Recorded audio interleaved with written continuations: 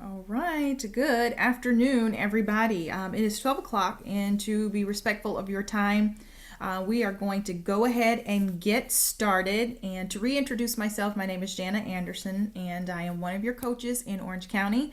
And you're here from both coaches today. I'm going to go over a few physical activity tips, and then VG will go over some nutrition information that will be completely vital for this program to help you be as successful as you need to be with your physical activity.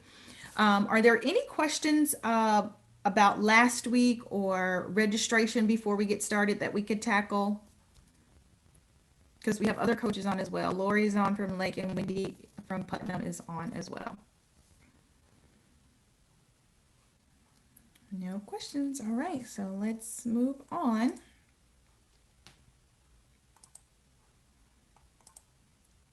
Okay, so today is really your foundation, week one. We're excited to get started, and my PowerPoint is advancing and I don't want it to. Excited that you're here. We're really going to try to provide a foundation for where you want to be and where we're going with this program, and some basic knowledge that you need to know and understand as well. So there are some guidelines for adults, for children, for older adults that is from the USDA, and it also came from some physical activity guidelines. And we want to go over that with you today. So we mentioned before in our kickoff program that we try to, if you are in that fitness track, obtain at least 150 minutes. And if you are on that fitness track, that we try to do 150 plus up to 300 minutes. So a foundational level for health is 150 minutes is what's recommended for all adults, weekly physical activity minutes. Okay, so that's your minimum that we're going to try to work up to. So 150 minutes. Now, if you're more on that fitness track and on that vigorous level, then you may be able to shoot for at least 75 minutes of a vigorous intensity physical activity workout. And if you remember, vigorous was jogging, swimming laps, and moderate would be more of that talk test that we talked about. You're able to have a conversation and talk. Maybe with some light walking, and vigorous would be you can only say a few words before you need to take a breath. And it's also recommended that you do some type of muscle strengthening activity 2 or more days a week, typically having a rest day in between your muscle groups. So if you work upper body on Monday, you may not want to do that on Tuesday. You may want to wait again until Wednesday to give your muscles a chance to rest before you do another upper body workout. And briefly for children, they should be active every day, 1 hour every day, anywhere from moderate to vigorous activity.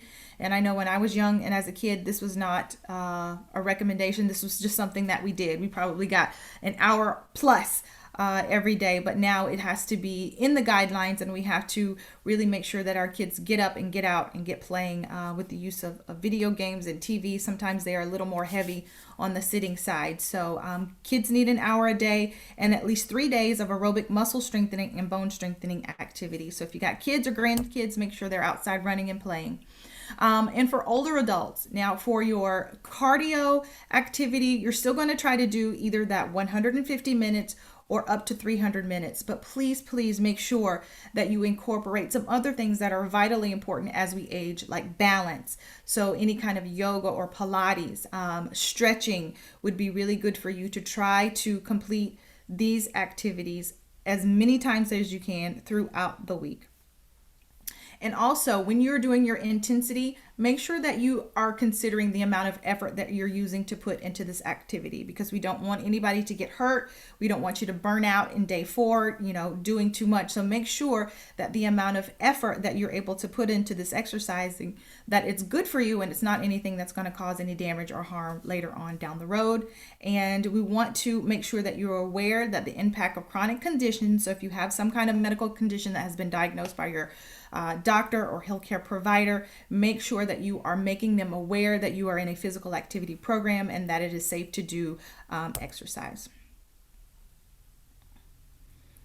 And I'm just going to briefly talk about this. Marching in place is a modification that you will see in your e-guides today that you will receive. Maybe some of you have already received your e-guide, but this is just a modification for one of the exercises, and I want to make sure that there's different levels to marching in place. And the higher you want your heart rate to go, the higher your knees have to go, and the more you have to swing your arms. So just be aware of that, because just a moderate march in place may not get you the results that you want to have. And then the second one, the modified push-up, the photo in the e-guide is of a gentleman on the floor doing a modified push-ups, but this is something that you can do on a wall or on a desk as long as you can do it safely. You're standing with your feet apart, hands on the wall, and you're just going to do a push-up in that vertical standing position. And sometimes when you have arthritic knees or it's hard for you to get up from the floor, it's easier for you to stand and use your upper body to do a wall push-up as opposed to getting down on the floor and doing that push-up as well.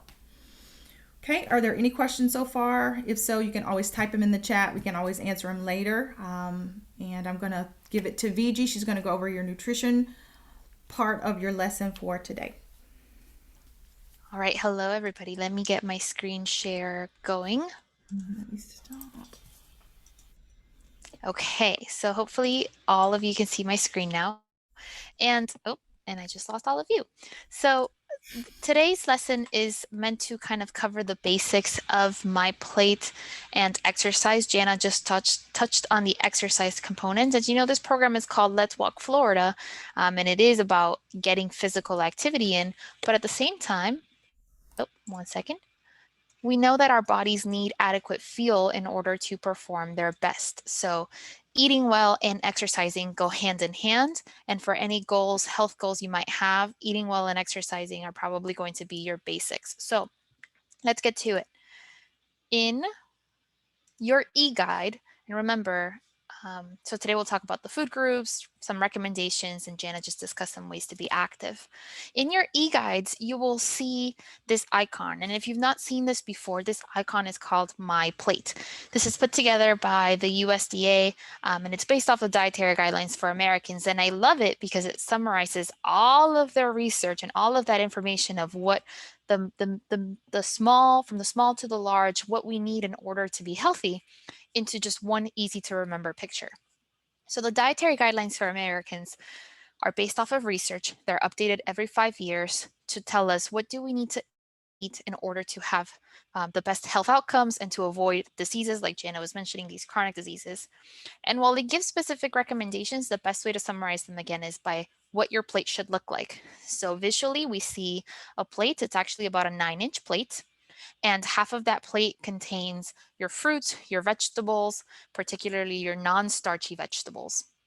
And then on the other side, you see some grains included, some protein, and a bit of dairy.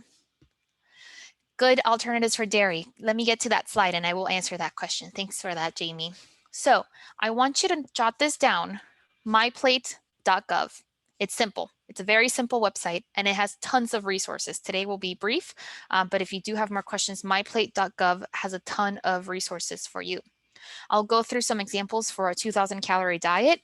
And the next question that I get is, well, how many calories should I eat? And I cannot tell you that as a group.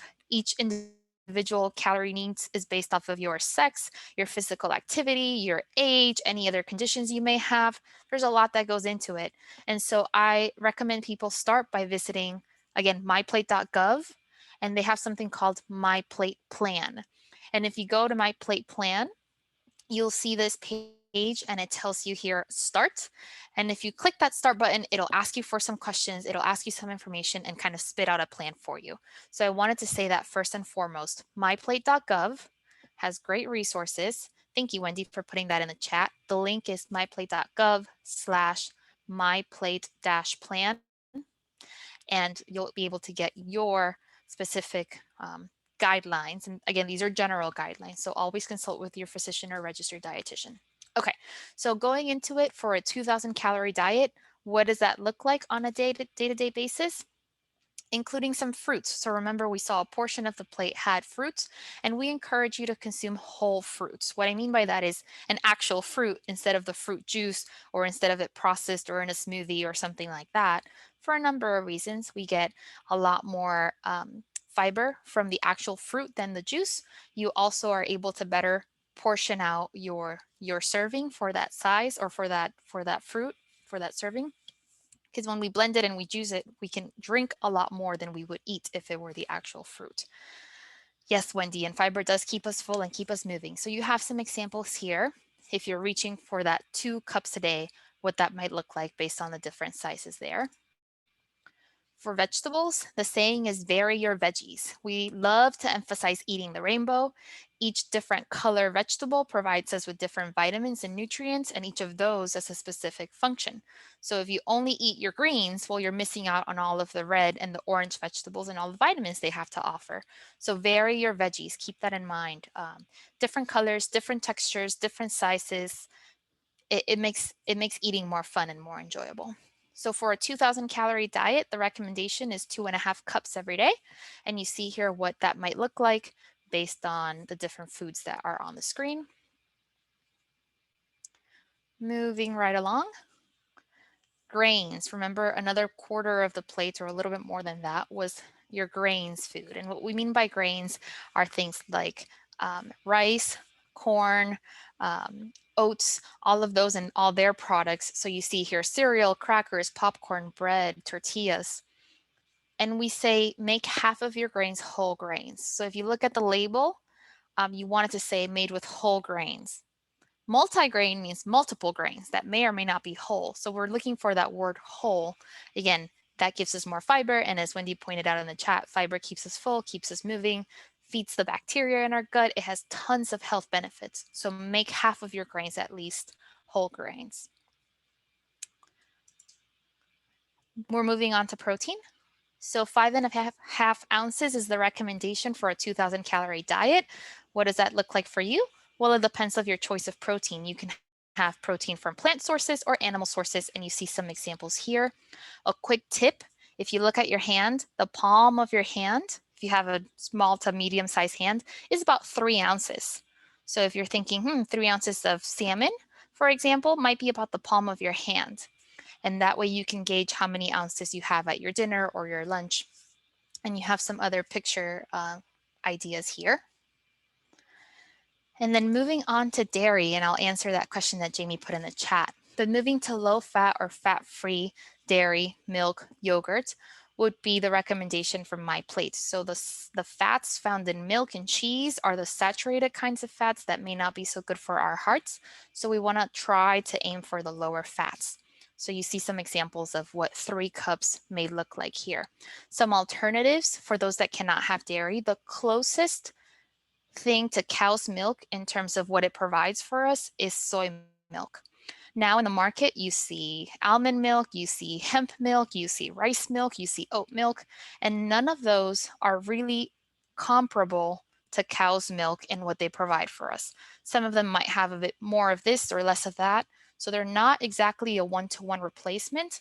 So again, the best alternative is soy, but your preference is yours, right? So you want to make sure that you're getting your calcium, your vitamin D, and some of the other micronutrients. So you can kind of look at the nutrition facts label and see which ones compare closely to cow's milk to make some decisions there. And as we get more resources on this, we're developing some right now at the state level. We'll be glad to share those with you as well. And that is my plate. Now, my plate and our talk today could not be complete without mentioning water. Water is extremely important to keep us hydrated. Every single cell in our bodies contains water. And when we're dehydrated, our brains don't function. We're tired, we're lethargic, we may not feel well, we may be in a bad mood. So it's extremely important to keep hydrated even before you feel thirsty. Oftentimes, by the time you feel thirsty, it's too late. You're already semi-dehydrated.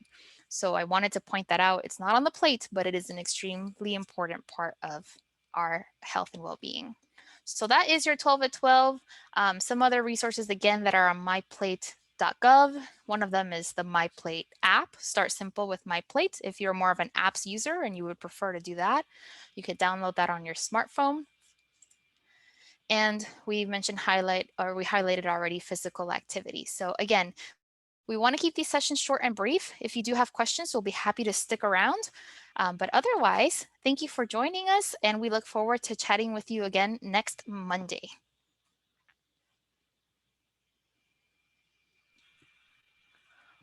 If you have any questions, please feel free to unmute yourself or put any questions in our chat box.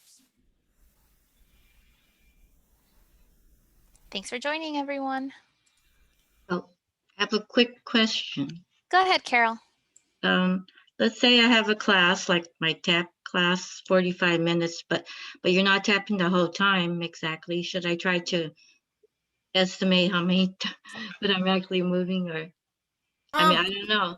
I think, Carol, your heart rate is probably going to stay at a pretty consistent rate, even though you may be resting in between your next tap session or your next tap dance. So I would just include, the full 45 minutes for your tap class. Yeah, it's only once a week Okay, all right. Okay. Yeah, I would include the for full that 45 minutes. Give your credit for 45 minutes for that day, Carol. Okay. But other times, do swim aerobics, and I just do 10 minutes at a time, try to build it up. So There you I'm go. good.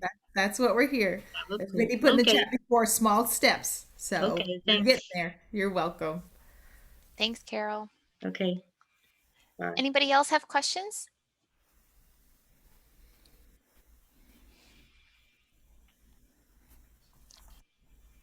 I don't see any questions in the chat box either.